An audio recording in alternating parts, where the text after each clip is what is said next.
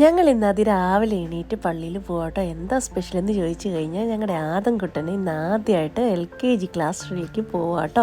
അവൻ്റെ പ്രവേശനോത്സവമാണ് ഇന്ന്. മമ്മിയുണ്ട്, ഞാനുണ്ട്, പപ്പയുണ്ട്, ആദംകുട്ടനുണ്ട്. രാവിലെ എണീറ്റ് ഞങ്ങൾ പള്ളിയിൽ പോകുന്നു.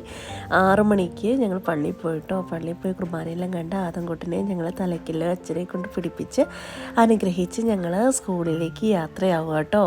എന്നിട്ട് ഞങ്ങൾ വീട്ടിൽ വന്ന് ചായയൊക്കെ കുടിച്ചിട്ട് ഞാനും മമ്മിയും പപ്പയും കുടുംബസമേതമാണ് എല്ലാവരും കൂടെ കൂടി. അതുകൊണ്ട് പുതിയ ബാഗ് ഉണ്ടല്ലേ, ഞങ്ങളെല്ലാവരും കൂടെ കൂടിയിട്ട് ഞങ്ങൾ ആദംകുട്ടനെ കൊണ്ടാക്കും കേട്ടോ. പ്രാർത്ഥിക്കണേന്നൊക്കെ കേട്ടോ ആദംകുട്ടൻ പറയണത്.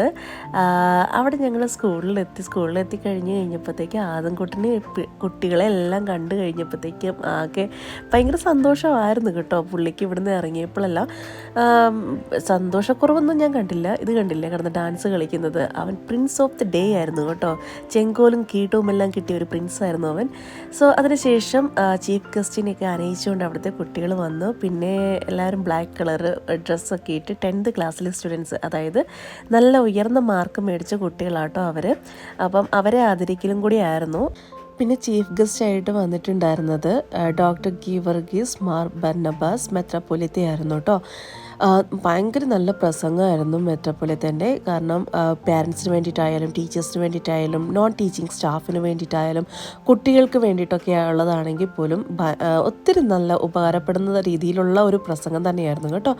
സോ അതിനുശേഷം LP സെക്ഷനിലുള്ള കുട്ടികളുടെ സ്വാഗത ഗാനം ഉണ്ടായിരുന്നു, ഗ്രൂപ്പ് സോങ് ഉണ്ടായിരുന്നു.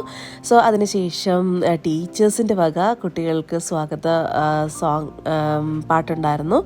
സോ അതെല്ലാം നല്ല അടിപൊളിയായിരുന്നു കേട്ടോ. എല്ലാം നല്ല ഓർഗനൈസ് ചെയ്തു, നല്ല അടിപൊളിയായിരുന്നു. അതിനുശേഷം നമ്മുടെ ആദംകുട്ടനെ പയ്യെ LKG സെക്ഷനിലേക്ക് നമ്മൾ കൊണ്ടുപോകാം കേട്ടോ. അവിടെ ചെന്നപ്പോഴാണെങ്കിൽ ആദംകുട്ടന് ഒരുപാട് സന്തോഷകരമായ ഒത്തിരി കാര്യങ്ങൾ, കാരണം ഭിത്തിയിൽ ഒരുപാട് കാർട്ടൂൺസ്, കുട്ടികളെ അട്രാക്റ്റ് ചെയ്യുന്ന രീതിയിലുള്ള കാർട്ടൂൺസും കാര്യങ്ങളെല്ലാം ഉണ്ടായിരുന്നു.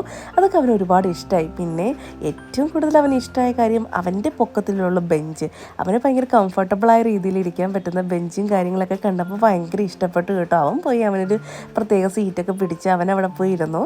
അവൻ ആരെ കെയർ ചെയ്യില്ല കേട്ടോ. കാരണം അവൻ സ്വന്തം അവൻ അങ്ങോട്ട് പോകുന്നു ഇങ്ങോട്ട് പോകുന്നു, അവൻ്റേതായ രീതിയിൽ കാര്യങ്ങൾ കളിക്കുന്നു, അങ്ങനെയൊക്കെയാണ് കേട്ടോ. സോ അവൻ വന്ന് കാലൊക്കെ കയറ്റി ഇങ്ങനെ ഇരിക്കുവാണേ. സോ അതിനുശേഷം ടീച്ചേഴ്സൊക്കെ വന്നിട്ട് കുറേ ഇൻസ്ട്രക്ഷൻസും കാര്യങ്ങളൊക്കെ തരുന്നുണ്ട്. അപ്പം അതെല്ലാം നമ്മൾ നോട്ട് ചെയ്യുന്നുണ്ട് അതിൻ്റെ ഇടയ്ക്ക്.